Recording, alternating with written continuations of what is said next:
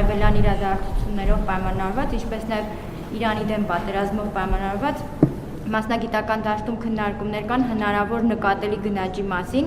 Գիտենք, որ Իրանը նաև փակել է պարենային մթերքի արտահանման սահմանափակում է դրա հնարավորությունները փակել։ Կխնդրեմ ներկայացնեք, թե կառավարությունը երկրի ներսում նախ գները զսպելու առումով ինչ քայլերի անհրաժեշտություն է տեսնում եւ ընդհանուր առմամբ շուկաների եւ ենթակառուցվածքների առումով ինչպիսի քայլեր են ձեռնարկում։ Ես ուզում եմ մեր ուշադրությունը հրավիրեմ, որ Հայաստանի Հանրապետությունը ինքը սննդամթերք արտահանող երկիր է։ Մենք տասնյակ հազար տոննաներով սննդամթերք ենք արտահանում այլ երկրներ, հետևաբար այդտեղ խնդիր չկա։ Ինչ վերաբերվում է գնաճին, կան համապատասխան պետական մարմիններ, որոնք մոնիտորինգ են անում ամենօրյա եւ ըստ անհրաժեշտության, եթե նման անհրաժեշտություն լինի, միջոցներ կձեռնարկվեն։ Հավանիչ տեսանյութը եւ բաժանորդագրվիչ նորությունները բաց չթողնելու համար։